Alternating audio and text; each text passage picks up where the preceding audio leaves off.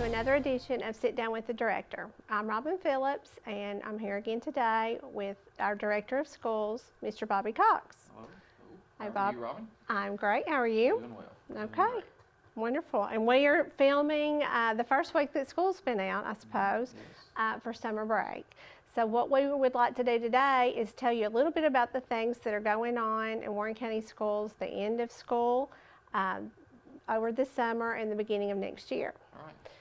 So I guess the biggest thing that we've had is graduation, and that was successful. It was. Had a good graduation. I think we had somewhere around 430 students that graduated that evening, and everything went very, very well, and very happy that it did. And so we have new graduates of Warren County High School, and immediately starting now, that next Monday, for working for next year. Okay, wonderful. And I think you've also been busy hiring some new people that will be in the schools next year, a couple of new principals. Right. Would you like to tell everyone a little bit about those folks? Oh, well, our summer, that's usually what happens during the summer. We have a lot of retirements this year. We've had quite a few retirements, and people will continue to retire on up to June 30.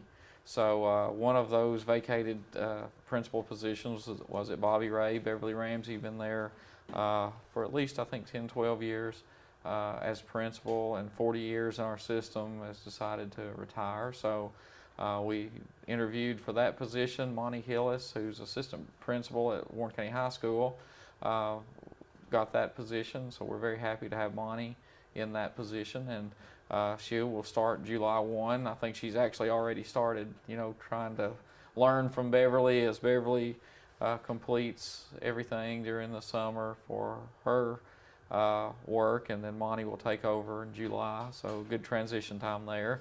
And then Warren County High School, Mr. Jimmy Walker was named May the 1st as the principal here, so he took over at that point, and we'll continue through the summer and hopefully have a long tenure with us.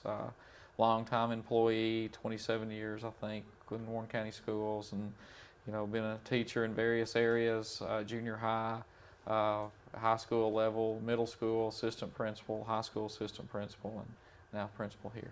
Okay, wonderful. And I do know that we have another retirement that is a new position, Miss Jean Wicks from Yes. Food Services Director.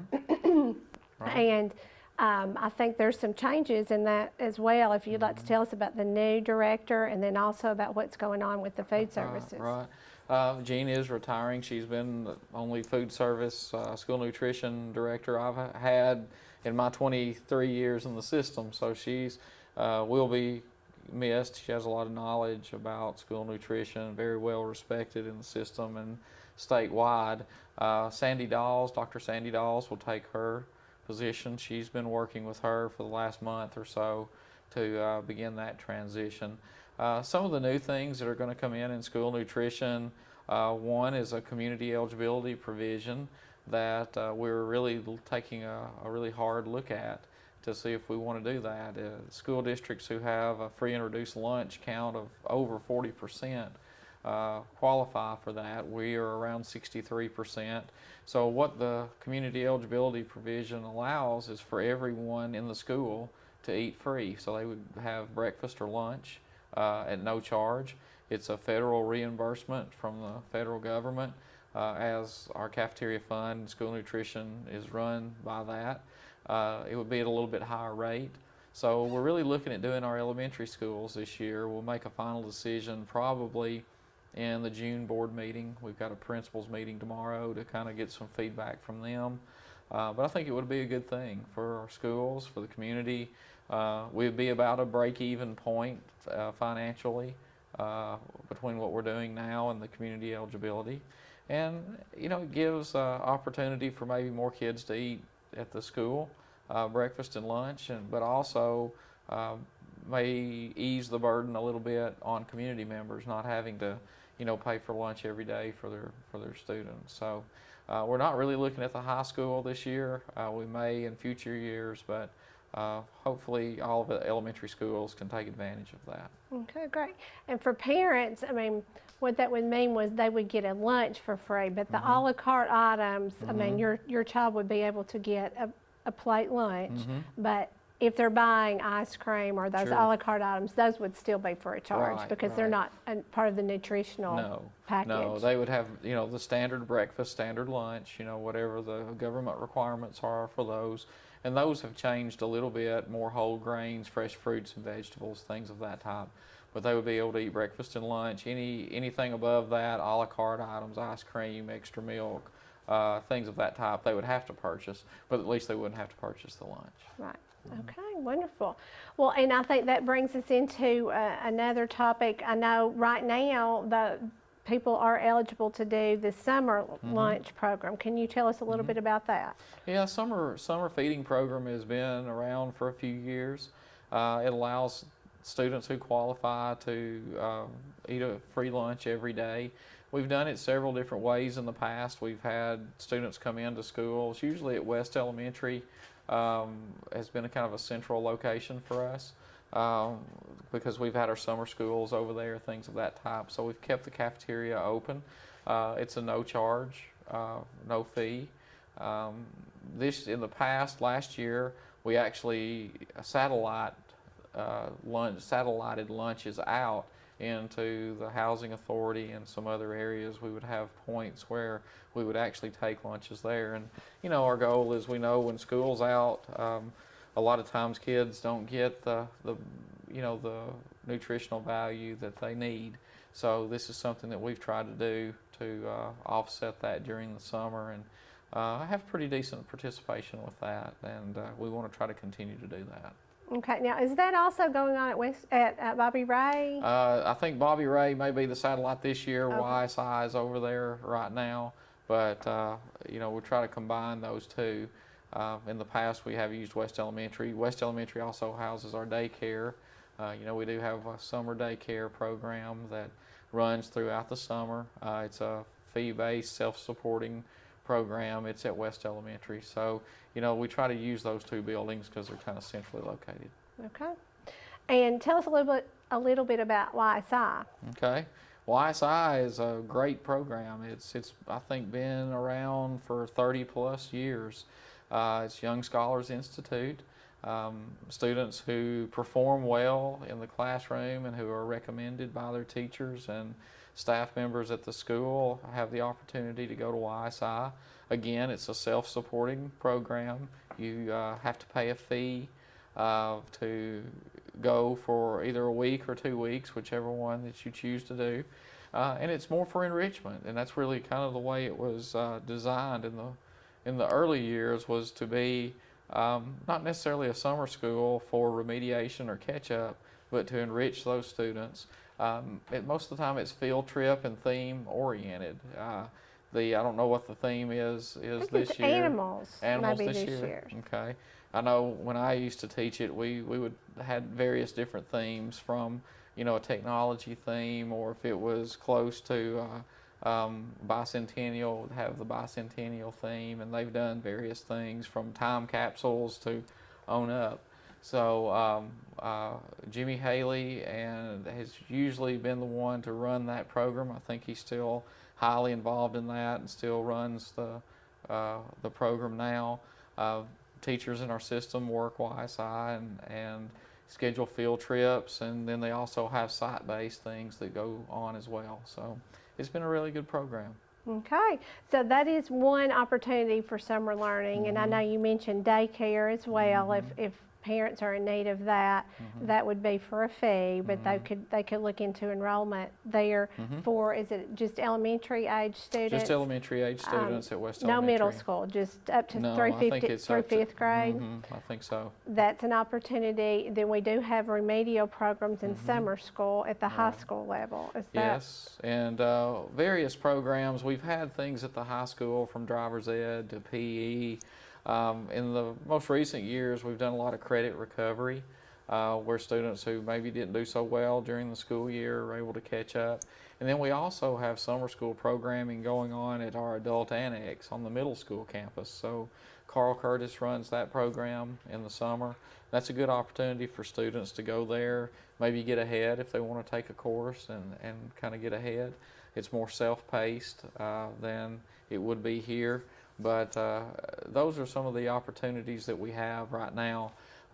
We also have a ESL summer school that we normally do just for English as a second language students. That's run through our federal programs. So that'll be scheduled. Usually it's in July. So we, try to gather those kids in, and have had as many as 100 involved in that program, which is really great.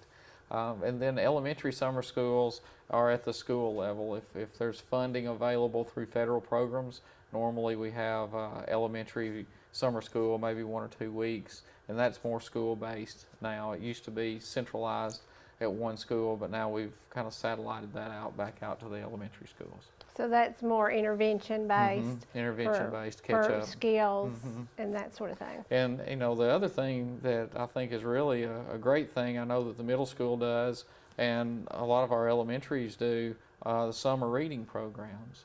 And those are really great opportunities for kids to continue to read during the summer. I know the middle school library is open on Monday nights. Students can go over there, get their books, their AR books, whatever they want to do, check those books out, and then bring them back the next week.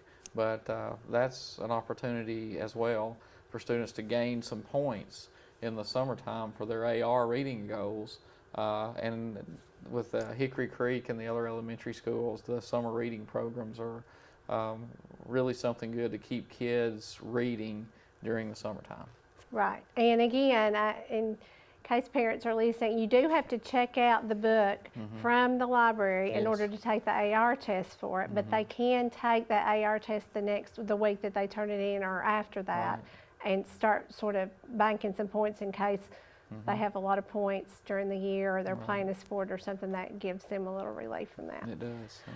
And of course the libraries, I know we have Morrison Library and Magnus that offer as well, even at the younger levels, a lot of programming and for that sort of thing.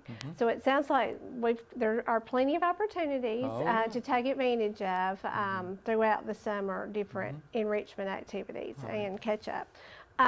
One thing I did want to remind or let you remind folks of is if they do have students that are coming into school for the first time, if they have students who are going to be playing sports early in the year, that have to have a summer physical before they practice, 7th graders and kindergartners have to have their immunizations, and those have to be done and turned in by registration day. Right, and that's an important fact, is especially, most folks understand that the immunizations have to be done prior to going into kindergarten, but with the new law change a few years ago, 7th graders have to have that, and that has to be done before they're allowed to attend school. So that's one of the strict guidelines with that. So if you have questions about that, then you need to contact the building principals. Will be at their schools for the next couple of weeks, and then they'll go on vacation and come back the middle of July.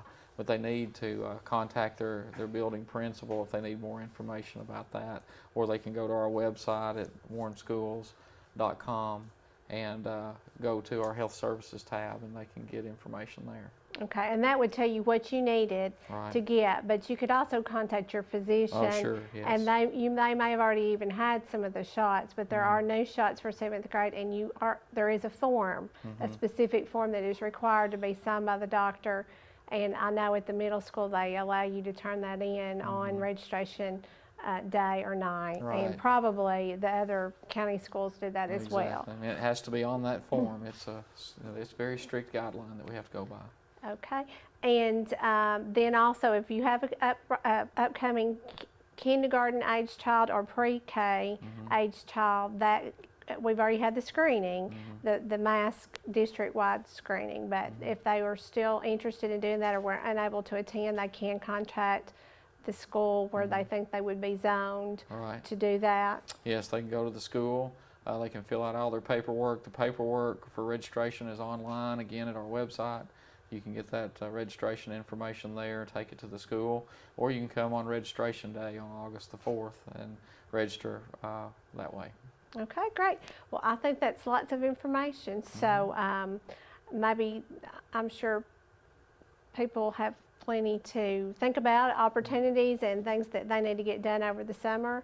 And I know that Warren County Schools does not close down in the No, summer. it'll It's a be- busy time getting things set up for next year. It will be, and we just hope everybody has a safe and restful summer. Yes, and we appreciate you being here and helping to keep people informed about what's going on in Warren County Schools. Thank you. Thank you, and thank you for tuning in.